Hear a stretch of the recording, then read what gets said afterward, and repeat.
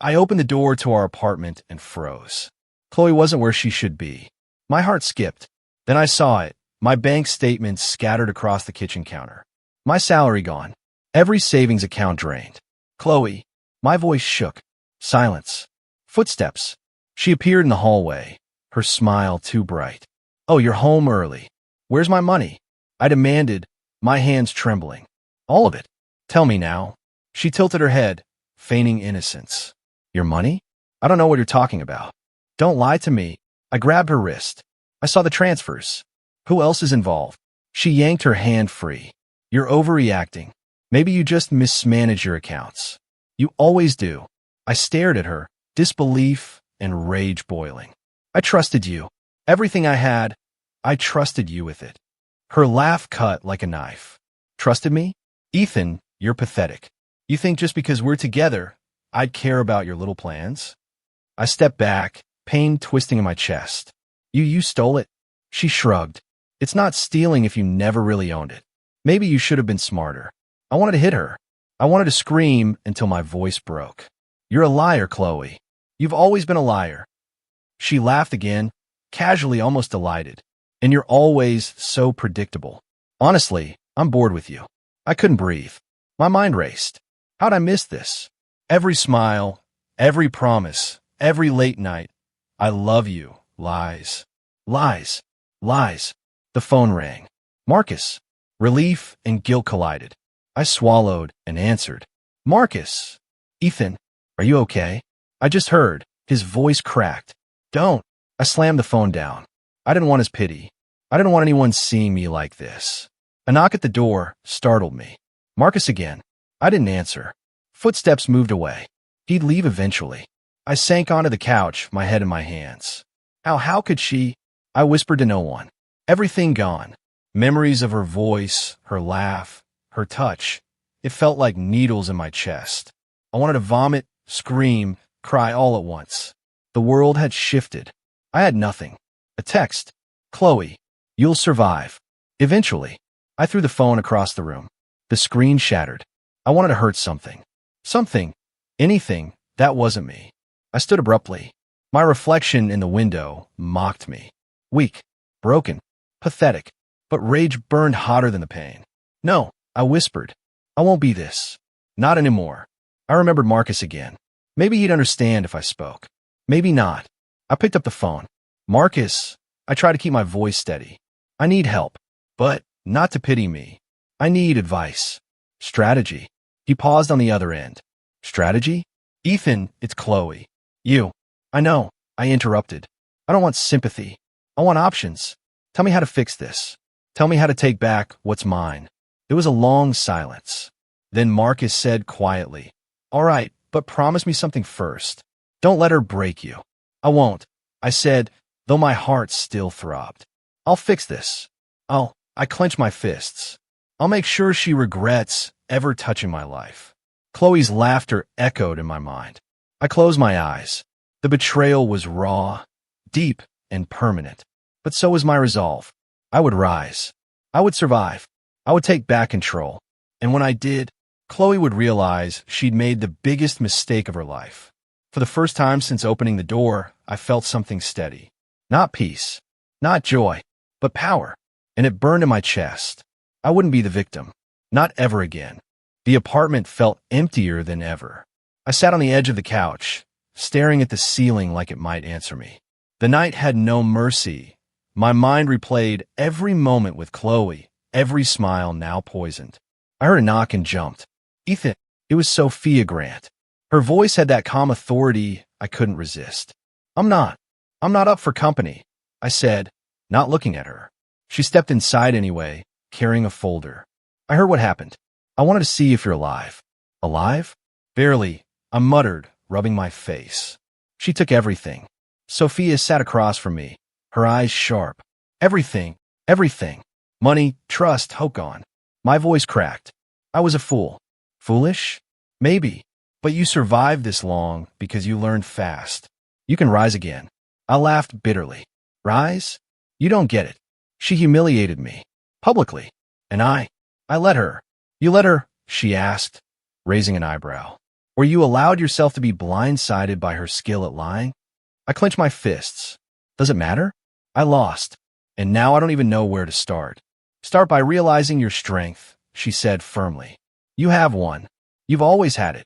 Strength doesn't pay bills, Sophia, I muttered. It doesn't undo what she did. No, she agreed, but it gives you a path to reclaim everything. And not just financially. I swallowed hard. Reclaim, you mean revenge? Her gaze didn't waver. Not revenge. Strategy. Power. Knowledge. You want her to regret what she did? Yes? You can't do it while broken. You need tools, not just anger. Tools. I repeated, like tasting a foreign word. Knowledge. I don't even know where to begin. My confidence is shattered. Then start small, she said. Study. Network. Learn. Become untouchable. You'll see her again, but this time, she won't recognize the man she ruined. I frowned. It feels impossible. Every time I think of her, I want to scream, not plan. That's the lesson, Sophia said softly. Emotions will always try to lead you into mistakes. You're smarter than your feelings. Let them fuel you, but don't let them control you. I don't know if I can control them, I admitted, voice low. Every night, I lie awake, imagining her laughing at me. And every morning, I wake up exhausted. Then channel it, she said firmly. Turn that pain into strategy. Let it drive you to be better, to be stronger, to rise so high that her betrayal feels meaningless. I wanted to argue. I wanted to collapse. But something in her words cut through the haze. A spark, a plan forming in the corners of my mind. Ethan, she continued, look at me. You're not the same man you were when she tricked you. You're smarter now, wiser. Don't waste your lessons. Apply them. I don't know if I can forgive myself, I admitted. You don't need to forgive yourself yet, she said.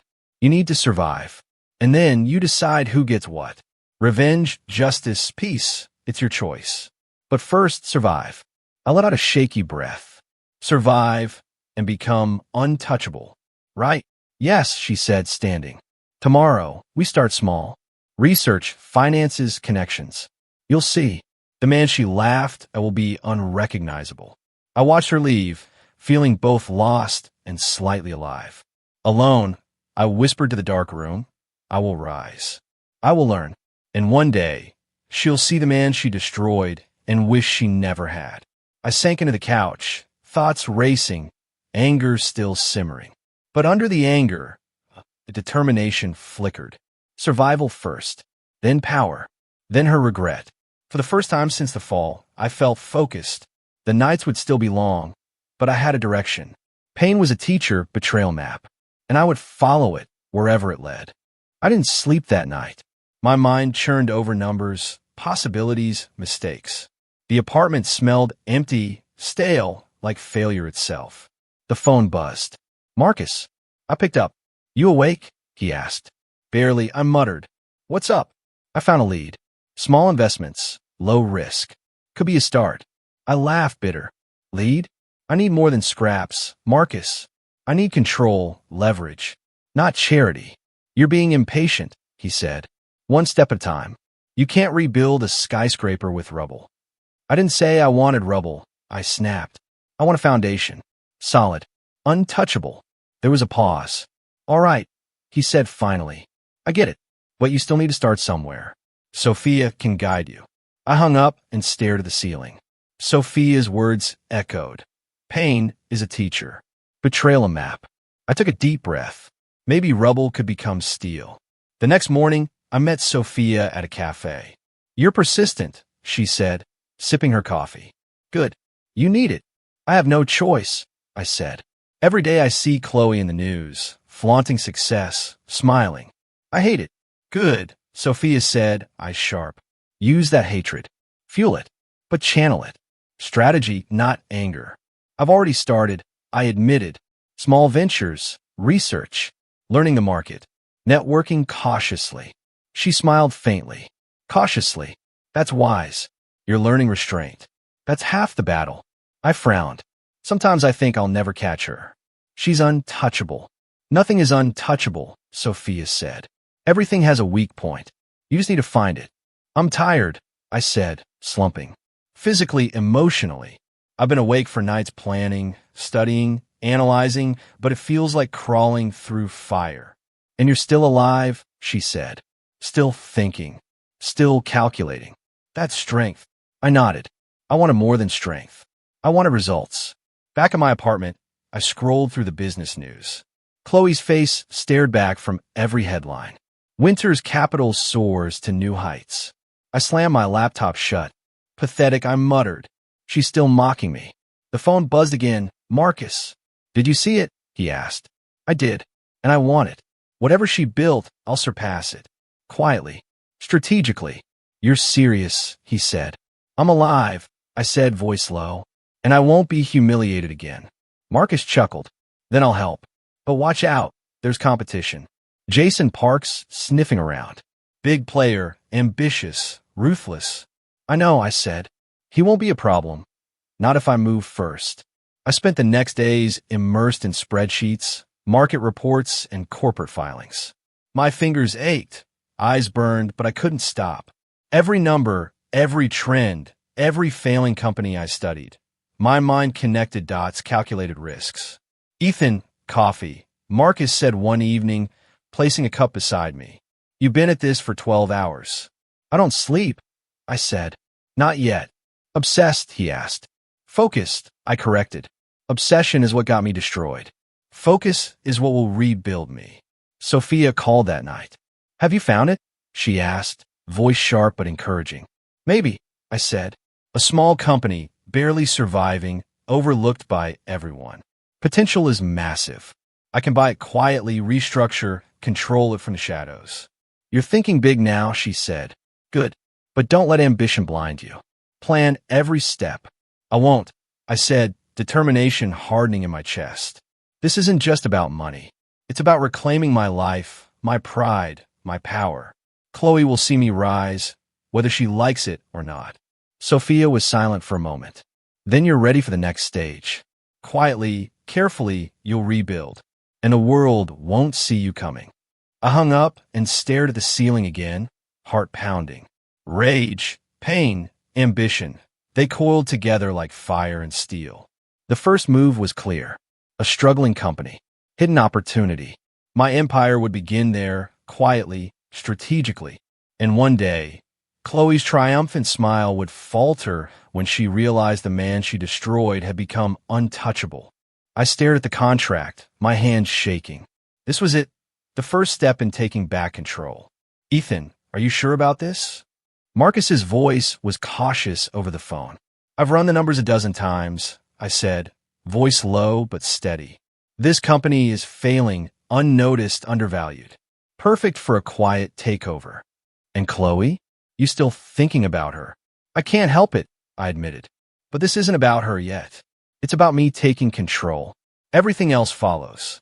All right, Marcus said, but be careful. Jason Park's eyes are everywhere. One slip and he'll ruin you. I know. That's why I'm using aliases for the investments. No one can trace it back to me. You're serious, he said, impressed despite the warning. I've never been more serious. I hung up and exhaled. The thrill of regaining power coursed through me. Every strategic decision felt like a strike against the world that had humiliated me. The next day, I met Lily Summers in the company's lobby. She was reviewing documents, sharp and focused. Mr. Carter? She asked, looking up with curiosity. Ethan, I corrected. Call me Ethan.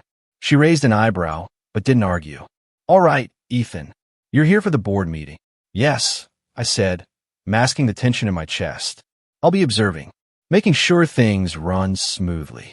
She smiled faintly. I hope you're ready. Jason Park's pushing for a hostile takeover. It's chaotic.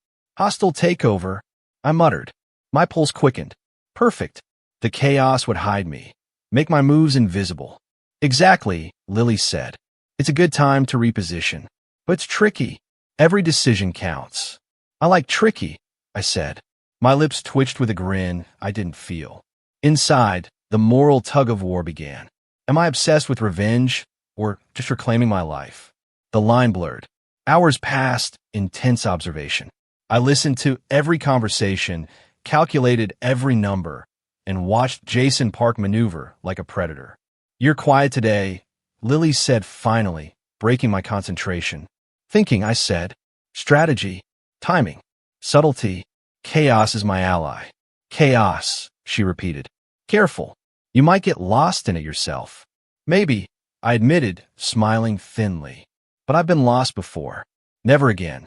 By the afternoon, my investments were set, anonymous shell companies in place.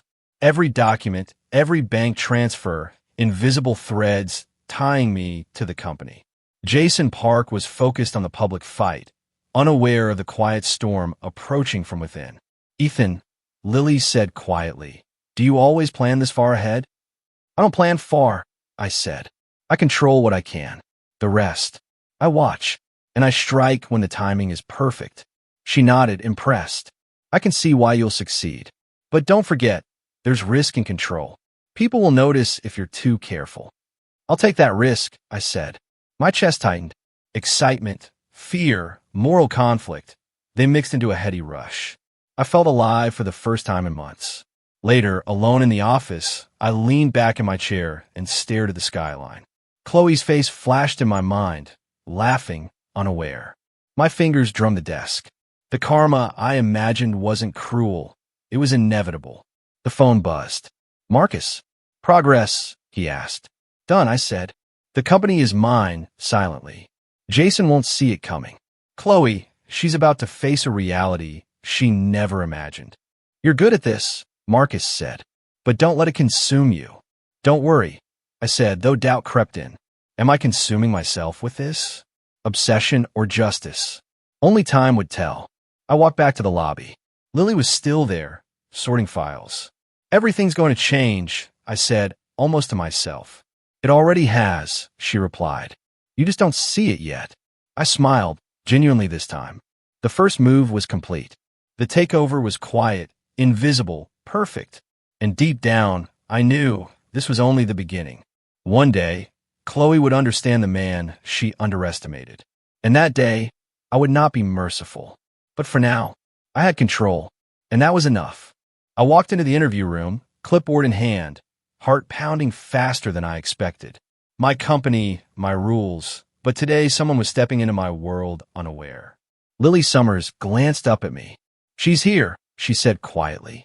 Yeah, I muttered, keeping my voice steady. Bring her in. The door opened. Chloe. My chest tightened. She looked the same, confident, poised, but there was something different. Smarter, maybe, or just luckier. Ms. Winters? Lily asked. That's me, she replied smoothly, flashing a smile that once had melted me. My stomach twisted. Please have a seat. I motioned to the chair across from me, forcing my expression neutral. She sat, crossed her legs, and studied me. I could feel her eyes sizing me up. The thrill was immediate, but so was the dread. I see you're applying for the manager position, I said, voice calm, measured. Why this company? Chloe leaned forward, hands on the table. I like challenges, and I heard this place is interesting. She smirked slightly. Opportunities, growth, competition. I clenched my fists under the desk. The arrogance, the charm, competition. I repeated, my inner voice sharpening. She has no idea. Yes, she said, tilting her head. I've never liked easy wins. Lily watched silently, eyebrows raised, sensing the tension but not knowing why. Tell me about your last role. I continued, voice neutral. What were your responsibilities? Chloe smiled knowingly. I handled multiple teams, budgets, negotiations. I built results from chaos. You could say I'm good under pressure. I leaned back. Impressive. And your leadership style? Direct, she said. I call things as I see them.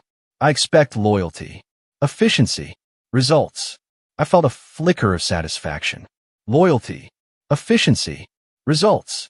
Words I wish she had offered me once. You seem confident, I said. Ambitious. Chloe laughed lightly.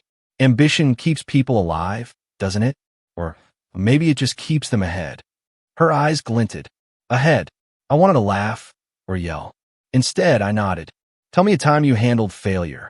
I asked, keeping my tone neutral. She leaned back, smirking slightly. Failure is temporary. Lessons are permanent. You fail once, you adapt. Twice, you adjust. Thriving means never letting the past dictate your next move. I felt a jolt inside. Her words, they echoed. Too familiar, too sharp. She sounds like she's learned nothing or learned everything wrong. Lily cleared her throat. Do you have questions for us? Chloe glanced at me, still unaware, and shook her head. Not yet. I want to see the place first, understand the culture. I gestured toward the office floor. Follow me. I'll show you around. As we walked, every step felt electric. My mind raced. I wanted to expose her, to humiliate her, but another part of me wanted something else. Revenge had never been this tangled with adrenaline, anger, and old attachment. She asked questions about operations, growth potential, team dynamics.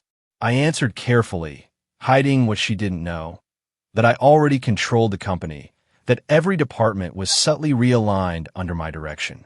When we returned to the interview room, Lily gave me a look.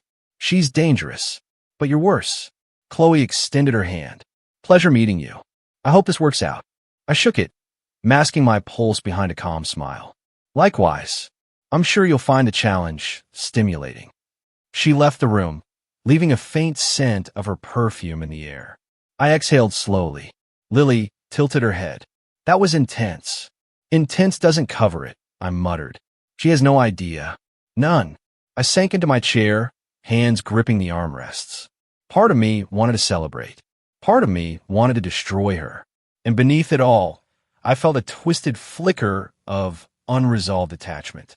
One day, Chloe, one day, you'll understand the man you laughed at. But today, I waited, I planned. I watched the morning briefing from the corner of the room, clipboard in hand, as Chloe spoke. She had no idea I was the one pulling the strings behind her promotions, her assignments, her subtle setbacks. Team, we need results, not excuses, she said, confident, flawless. If someone can't keep up, they'll be replaced. I felt a flicker of satisfaction. My subordinate? Unwittingly, yes. I suppressed a grin. Chloe, Lily whispered beside me. She's aggressive. I know, I said, voice low, but she's predictable. That arrogance is her weakness. The phone buzzed. Marcus. Ethan. Park's making moves again. He's cornering your suppliers. I expected as much, I muttered, tapping a pen against my clipboard. Let him push. He thinks he's ahead. I'll respond when it matters. Sophia's words echoed. Strategy, not anger. I reminded myself of that as Chloe continued her lecture. Jason Park thinks he's clever, I murmured, but he doesn't see the foundation shifting beneath him. Lily glanced at me, eyes sharp. You're enjoying this too much. Maybe, I admitted, but someone has to enjoy watching consequences unfold. After the briefing, I approached Chloe. I need your input on the logistics plan, I said, masking my thrill. Of course, she said, eyes flashing with pride. I already have suggestions ready. I handed her a document subtly edited to highlight errors she wouldn't catch at first glance. Check these figures carefully. I want your insights. She skimmed, nodding. Looks solid, but a few numbers seem off. Exactly, I said softly. That's why I need your take. Hours passed as she labored over the minor discrepancies I had planted. Each correction reinforced my control. She had no clue she was playing the game on my board. Lunch came. I joined Lily in the lounge. She's walking into every trap I set, I said quietly. She's arrogant, Lily said, but smart. If she notices, she won't, I said. I'm careful, subtle, invisible. Later, Jason Park stormed in the office, phone pressed his ear. This is unacceptable. I demand answers. Who authorized these changes? Park, I said aloud, standing calmly behind him. Everything was approved according to protocol. He spun around, eyes narrowing. You can't be serious. You're sabotaging me. I smiled faintly. Not sabotage. Strategic repositioning. Your moves are transparent. He glared, stormed off. My pulse raced. Power felt intoxicating. Back in my office, Chloe appeared again, unaware. Ethan, I think the projections are flawed, she said, pointing at charts. Yes, I said, neutral, but the flaws were minor. Your adjustments make them stronger. Good work. She smiled, oblivious to my hidden satisfaction. I fought the urge to smirk. This is all because of me. Ethan, Lily said later, voice low. Don't you feel guilty? Guilty. I laughed softly. No, this isn't about cruelty. It's about balance. She underestimated me once. Now, she's learning her place. Quietly. And what about confronting her directly? Lily asked. I shook my head. No, that would ruin the lesson. Karma isn't immediate. It's inevitable. Let her stumble. Let her arrogance collapse under careful observation. Chloe left my office, reviewing reports, smiling confidently. I felt a surge of thrill and moral conflict all at once. I leaned back in my chair, fingers steepled. I was no longer the broken man she had humiliated. I was calculated, patient, strategic. Every move, subtle, precise. Every error she made, a reflection of her own hubris, not my cruelty. Control, I whispered. This is what it feels like. Lily observed me silently. Don't let this become obsession, she warned. I won't, I said, though doubt flickered. Am I already too far in? But for now, the empire was mine to maneuver. Chloe thought she was untouchable. Jason Park thought he had the upper hand. Both were wrong, and I was alive in a way I had never been before. The thrill of unseen power, the satisfaction of subtle manipulation, it was intoxicating. One day, Chloe would realize the true measure of the man she had wronged. But not today. Today, I let her dance on the board, and I controlled the game. I watched from my office as Chloe rushed through the reports, her confidence still shining, but cracks already forming. Ethan, Lily whispered, appearing in the doorway. She's making mistakes. Big ones. Good, I said quietly, gripping the edge of my desk. She won't notice yet, will she? Not a clue, Lily said, smirking. Her arrogance blinds her. I leaned back, letting a small smile slip. Watching her fumble was painful and satisfying all at once. Pain for the memories, the betrayal. Satisfaction for the balance finally tipping. A knock at the door. Marcus. Ethan, Park's stirring trouble. He's questioning transactions, looking for weak spots. Let him dig, I said. The more he struggles, the better. It hides what I'm doing. Marcus frowned. Careful. One slip, and he could expose you. I won't slip, I said, voice steady. I've learned patience. Later, Chloe approached my desk, oblivious. Ethan, these projections aren't accurate. I think we need to reassign some budgets. Interesting, I said neutrally. What did you notice? Several departments are underperforming. I'd redistribute resources to optimize growth, she explained, confident. It'll maximize efficiency. I nodded slowly. And you've identified all the weak points? Of course, she said, looking smug. I know this company better than anyone. I watched her, thinking, arrogance is her weakness. She can't see the strings I pulled behind her moves. She's relentless, Lily whispered, passing by. But she'll burn herself out if she keeps overreaching. Exactly, I said. Let her. Every misstep benefits me. Karma in motion. Chloe stormed into the meeting room later, charts in hand. Team, we need to adjust projections immediately. Some divisions are failing, and it's unacceptable. I stayed silent at the back, letting her take the spotlight. She didn't know I had already repositioned the departments to absorb her changes. Her panic only strengthened my position.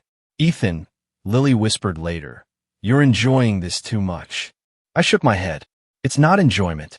It's validation. She underestimated me once. Now, she's teaching herself the lesson she ignored. The phone buzzed. Marcus again. Ethan, Park's making alliances, trying to corner suppliers. If Chloe keeps making mistakes, it'll expose us both. I see it, I said. But every risk is calculated. Park thinks he's clever, but he's reacting, not planning. Lily approached again, softer this time. You're doing all this silently. You trust me, right? Yes, I said. You've been loyal since the start. I trust your judgment. Her expression softened. It's rare, and it makes me want to help more. I felt a warmth I hadn't allowed myself in months. Loyalty, friendship, trust, things Chloe never inspired. I realized slowly that while revenge was satisfying, human connection mattered too. Hours later, Chloe made a final push, demanding immediate action. Ethan, Why aren't these teams responding? This is unacceptable. Teams are adjusting, I said calmly. You've initiated changes, yes, but the restructuring I implemented ensures growth despite minor errors. You'll see results soon. She stared at me, eyes narrowing. Something inside flickered, confusion, frustration. My pulse quickened. Patience. Let her realize the full weight herself.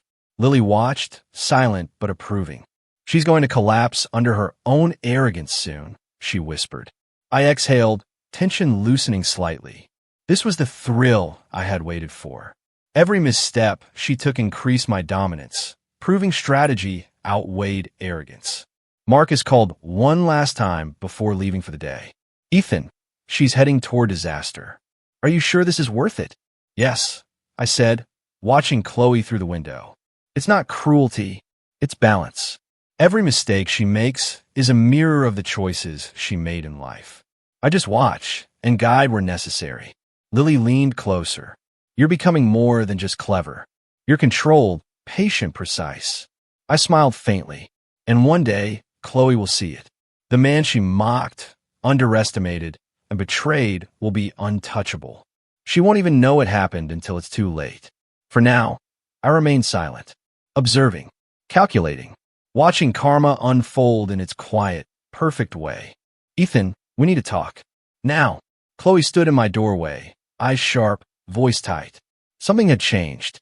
My pulse slowed instead of rising. I had expected this moment. Then come in, I said calmly. Close the door. She stepped inside and shut it.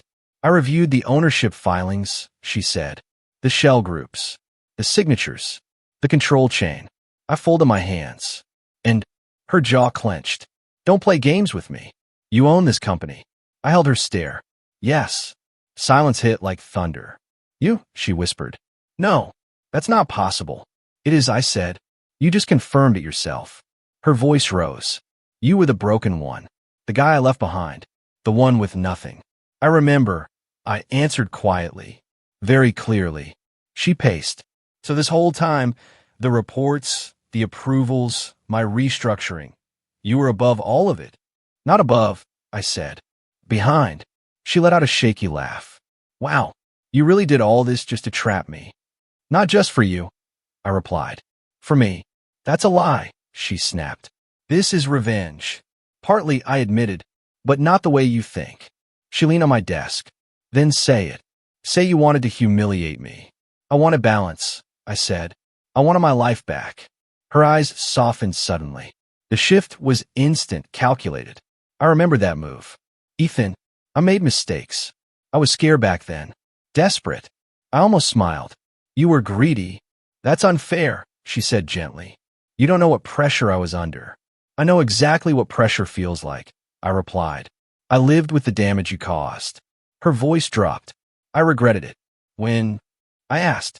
After, she said quickly. Soon after. Did you return the money? She hesitated. No. Did you warn me? No. Did you ever call to check if I survived? Silence answered for her. I nodded. That's not regret. That's convenience. Her eyes filled. People change. Yes, I said. They do. I did. She reached toward me. I didn't move. We were good together once, she said softly. Don't erase that. I'm not erasing it, I replied. I learned from it. You could destroy me with this, she said. One report from you and my career collapses. I know. Then why haven't you? Because I'm deciding what kind of man I am now. She swallowed. Be merciful. I studied her face. Once I would have melted. Now I measured. Do you remember what you told me the day I found out? Her gaze dropped. No. You said I was pathetic, I continued. Predictable. Easy to use. I was wrong, she whispered. Yes, I said. You were. Tears slid down her cheeks. What do you want from me? The truth, I answered. No charm. No tactics. Just truth. She took a breath. I chose advantage over loyalty. I chose speed over honesty. I chose myself over you. Good, I said quietly. That's honest. I'm sorry, she added. I believe you are, I said. Now. Hope flickered in her eyes. Then give me another chance. No, I replied. Her face broke. Not even a small one. You already have one, I said. You're still employed. She blinked. That's it. That's mercy, I answered. You keep your job. You're in your place. No shortcuts. No favoritism. You won't expose me? Not unless you lie again or try to manipulate results, I said. She stared at me. You really changed. I rebuilt. I corrected. This doesn't feel like revenge, she said slowly. It isn't, I replied. It's closure. I stood and opened the door. Work well, Chloe. That's all I expect now. She stepped out, unsteady. Ethan, thank you. I shook my head. Don't thank me. Just don't repeat your past.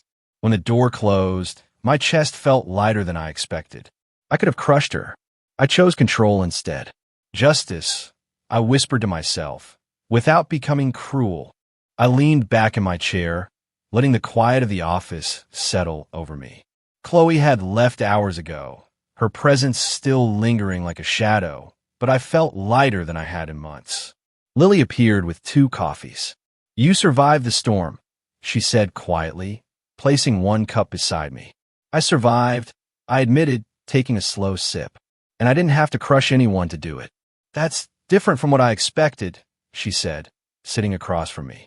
You could have destroyed her. I could have, I said, fingers tapping the table. But I realized something. Revenge feels hollow if you become the person who hurt me. Lily nodded, impressed. So what now? Now I focus, I said, on the company, my life, and the people who actually matter. She smiled softly. Like me? Yes, I said. You've been loyal, smart, honest. Qualities I want around me. I want to mentor you, help you grow. Her eyes brightened. You really mean that? I do, I said. You've earned it. And I trust you to challenge me when I get stubborn. Lily laughed lightly. That's a lot of trust for someone like me. I've learned it's rare, I admitted. I won't waste it. Later, Marcus joined us in the conference room. Ethan, the supplier issues are resolved. Jason Park has no leverage left. I leaned back, satisfied. Good. That chapter is closed. We survived the chaos, and we did it together. Marcus smirked. Feels good to win without a war, doesn't it? It does, I said. And it reminds me who matters. Who's that? He asked. You, I said. Sophia, you, Lily. People who stand by me through storms instead of taking advantage. Marcus nodded, smiling. I'm glad I stuck around. Sophia called that evening. Ethan, how are you feeling? Better, I said. Light. Focused.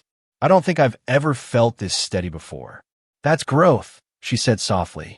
You went through betrayal, pain, revenge, and came out stronger. But not bitter. I had a choice, I said. I could have let Chloe destroy me emotionally, or I could learn, rebuild, and forgive myself first. I chose the latter.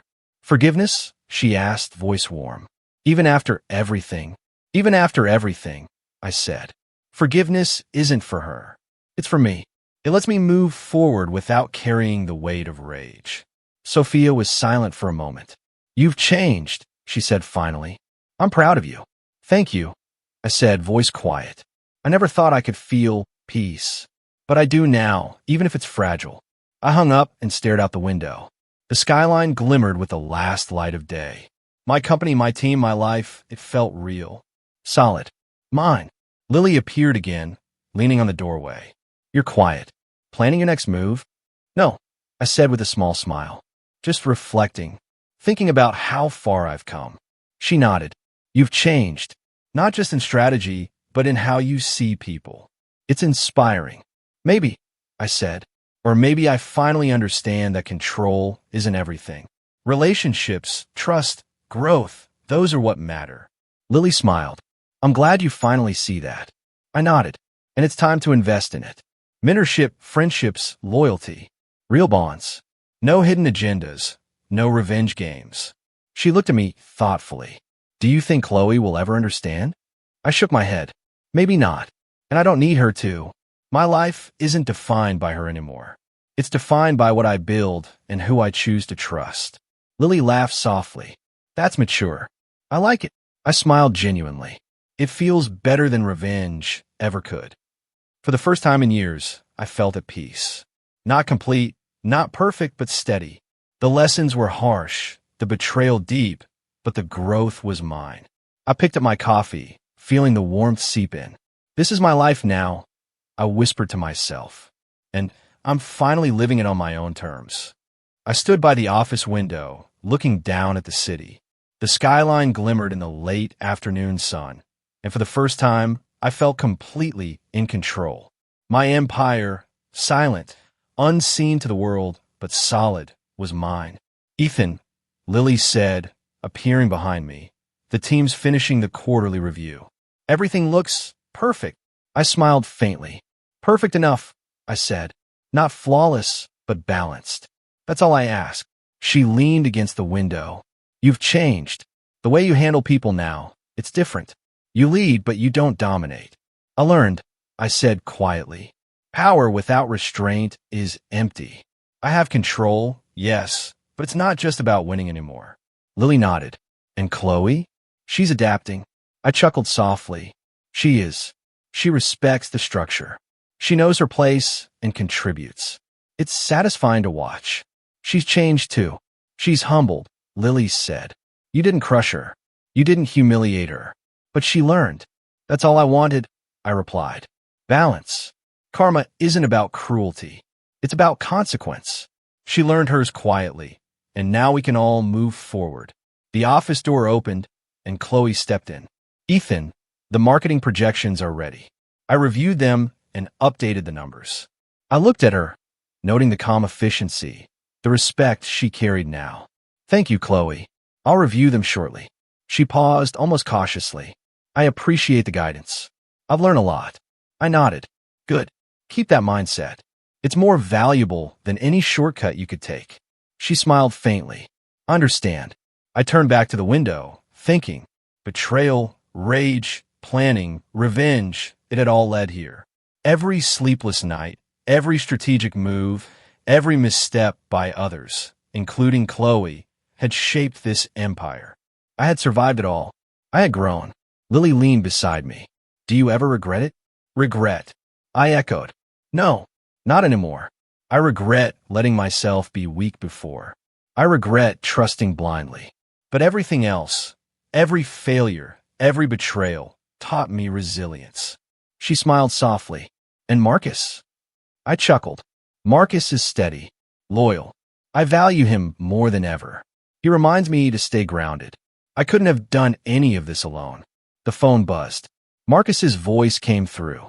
Ethan, everything's stable. Park's moves are deflected, suppliers are satisfied, and Chloe's handling the operations without error. You've really done it. I've done it, I said calmly. But not alone, and not without learning. This is the first time I've felt satisfied without bitterness. Good, Marcus said. That's worth more than victory alone. I hung up and let the quiet settle again. Victory, I murmured. It feels different when it's earned wisely, not taken in anger. Chloe came over again. Ethan, thank you for giving me this chance. I know I don't deserve it, but I'll keep proving myself. I studied her, measuring sincerity. I believe you, but don't rely on belief. Rely on action. That's how respect is earned and maintained. Yes, she said. I understand. I turned back to the skyline. My journey, from betrayal to brokenness, through rage, revenge, and subtle dominance, had led me here. I was no longer a victim. I was no longer defined by Chloe's mistakes or anyone else's betrayal. I was defined by what I had built, by who I had become. Lily nudged my shoulder gently. You finally let go. I have, I admitted. The past shaped me, but it doesn't control me. I've learned, I've grown, and now I can look forward. Forward, she asked. Yes, I said, voice steady. Forward, with strength, with wisdom, with control tempered by patience.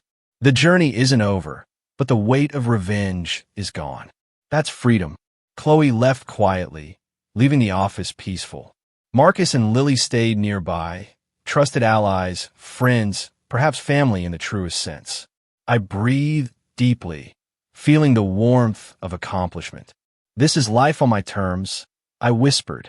I survived, I conquered, I healed. And now, I live. The city stretched endlessly below, full of opportunities and challenges. But I was ready, stronger than before, resilient, calm, and finally free.